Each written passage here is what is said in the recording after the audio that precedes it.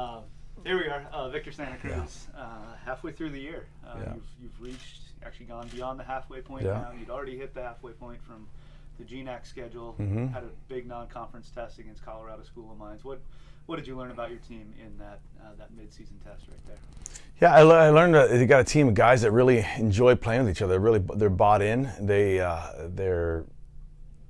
They're still tapping into their potential. We've had so many newcomers this season, and guys who are newcomers to the field. They've been veterans in the program, but newcomers to the field, and so that's to see them grow up, to see them get to a point now where they get it, and you're starting to see, man, there's some great things happening. So I know there's still a lot on the table for these guys. What I can envision them becoming by the end of this season is just a really, really great football team. And everybody wants to have that week one. I think but there's some limitations that we have with new scheduling of NCAA. But I would like to have had them playing at this level earlier on. But I really believe right now that they catch it, that the light bulb is on, and there's a physicality that they brought to the game. There's a sense of joy and fast play that they brought to the game. So I'm really excited. Can't wait to go to work today and get a chance to play football again this Saturday.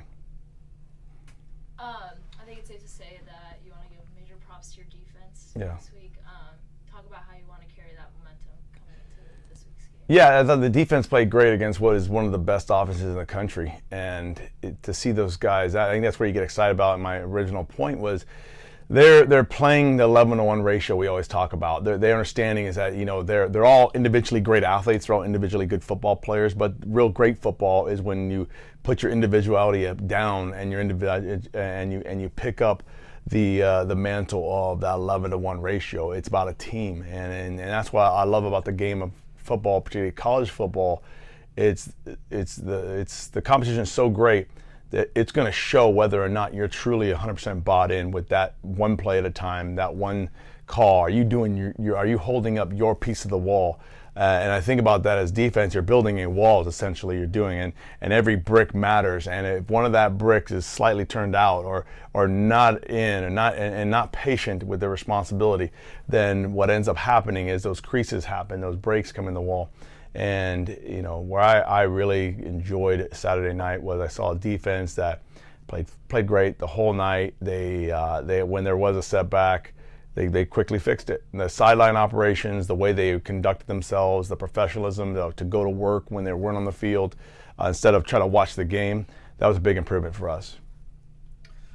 Coach, looking ahead, you won 3 in a row. You guys are going up north to face a great GNAC rivalry. What needs to be different this week during practice and ultimately at the game Saturday to have a different outcome than the first time you guys played Humboldt? Well, I think you're right. You have a great opponent in Humboldt. I think what it comes in is, one, it's a GNAC game, so that's critical for just you understand how competitive it's going to be. What needs to be different is, we've got to make sure we're back to the 11-1 ratio. It takes 11 people to make one play successful, and it only takes one person to mess the whole thing up.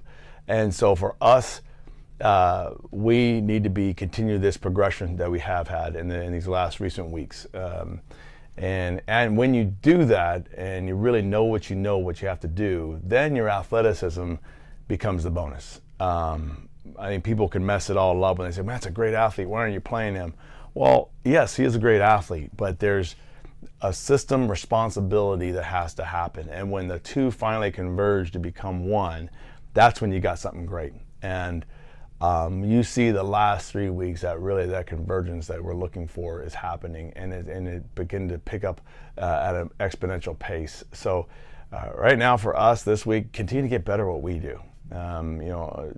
Our opponent this week just gives us the opportunity to do that, to get better, to compete in practice, and to go forward with honing in and sharpening our sword to become the best we possibly can be.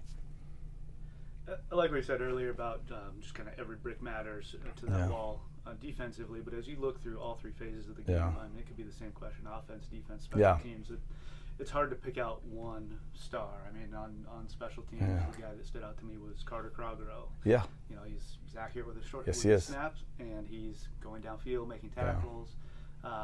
Chris Hollis has one opportunity to return a kick. He takes it 52 yards. Offensively, I mean, it was, who are you going to put up for Conference Player of the Week when you got Elfer, Scobie, and Carr? Yeah. All three of them are outstanding. Yeah. Along with other guys doing their job. Yeah. Bugardis getting his first touchdown catch. So with all that, how do you develop that mentality for all these guys to be ready to contribute in those opportunities? Well, I'd say it's by you saying that, it shows, I think we have developed the mentality, is that everybody's being ready for their moments. Lucas Widmer catching that big pass with the timing. Here's now the H position is becoming a pass threat. So now, and in that, I mean, I know we like player of the week, but I mean, you could put up the old lineman as, hey, that's the group of the week, because they brought a physicality to the game that they're finally understanding just how physical they can be. So that was exciting.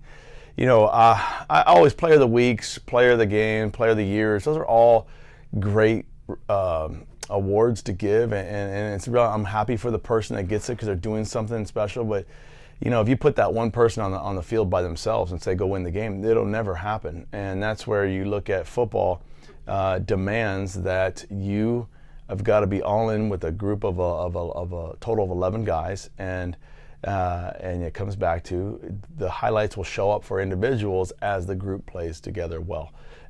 So that's where I'm at with it all. That's why I like football, and individuality is a sickness and a disease when it comes to the game of football. It may be okay with a lot of other sports, but it's going to rot a football team to the core real quickly, and people will be looking around saying, well, why are we not good? What's happening here? It's like, part of it is you look between the ears of some of the players, and if there's an individuality about, hey, what about me? I got to get my tape for NFL. I got, whether, my family's in the stands, they got to see me play. All those statements, those are motivations that are completely contrary to what great football is all about.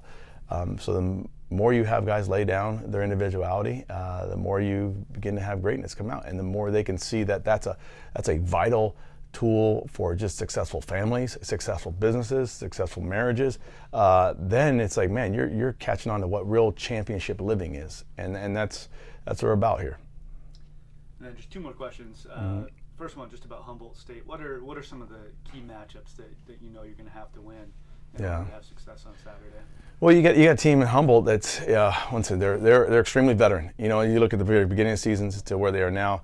That is an epitome of, hey, a veteran group has been playing a lot of football together. Jaquan Gardner, Alex Kappa, the O-line, but even O-lineman of the year for the last few years. The whole line, I think, is playing extremely well for them. Weber is a competitor to the core, and the guy he's deadly with the football in his hands, and you got Touchdown Todd over there playing some good football, and we recruited him. Great kid, and he's a good receiver who's really coming into his own. And then defensively, they're running a lot of similar schemes that we have that are multiple odd front pressure package deals that they're trying to get after, making it very confusing for their opponents. So collectively, you have a very good football team in Humboldt. Our mindset right now is, as we journey these last 5 games you're talking about, is I'm going to savor today, and we're going to try that win today attitude, and we're going to be all in with it. And I've done this long enough to know that 5 weeks will go like that. And so what I don't want to miss is time with these guys. I don't want to miss, hey man, coaching every little detail. And so really, that's why I love coaching. And there's some great guys in this team, and I know there's guys like Ahmad Sunda, Andrew Elfers, Kenny Norton, that I have a very limited amount of time with them, and I've spent, I've been with them since a freshman year, so I've got 5 weeks of time with them. I'm going to savor it, and that's my mindset going into the rest of this. And so I want them to have that same mindset, knowing that, man, this thing will be over before you know it. And we'll be talking about ancient Mesopotamia. It's just gone. It's ancient history. And then we're on to the next season. So I'm in the moment right now, and I'm loving it. I'm having a lot of fun. Okay, last thing I've got, GNAC football. This non-conference win now, the GNAC is 6-1 out of conference, all within the region. That's a pretty impressive mark, no matter how you look at RMAC, Lone Star. Right. GNAC is performing this year out of conference. And then you had the big big matchup between the two undefeateds, Central Washington and Humboldt. Yeah. And I don't think that went the way anyone thought that game would have gone. Mm-hmm. What's your evaluation of where the GNAC is at the true halfway point of the year now? Yeah, my evaluation is that the nation needs to take notice that this is dominating football in this league, and any of this yada yada about, oh well, you play each other twice, all that. You try doing that. A lot of these coaches would never ever want to do that. It's demanding on your coaching. It's demanding on your players, and we have two ranked teams playing each other, and that was a fast physical game. Watching that tape, and Central's obviously playing great football right now. Humboldt's playing its own good football, but you look at a 6-1 out of conference record. That speaks volumes to the nation about this is pretty good. So all your naysayers and haters out there about the league, honestly, look at the numbers. This is great football. The kids that get to play in this league, they're going to leave their college career going, dang, that really tested me. And that's why the NFL scouts are always checking out our games. A consistent coverage about and all the time. The Dolphins were in here. We had the Falcons around here. They're always around because they understand our guys play against great talent every week in this league, and our guys are the kind of people that, man, there's some nitty gritty about them that they've got this. They'll have an attitude. They get into a camp. They've been through it. They're gonna know how to compete and how to fight for a job. Thank you, Coach. All right, no problem.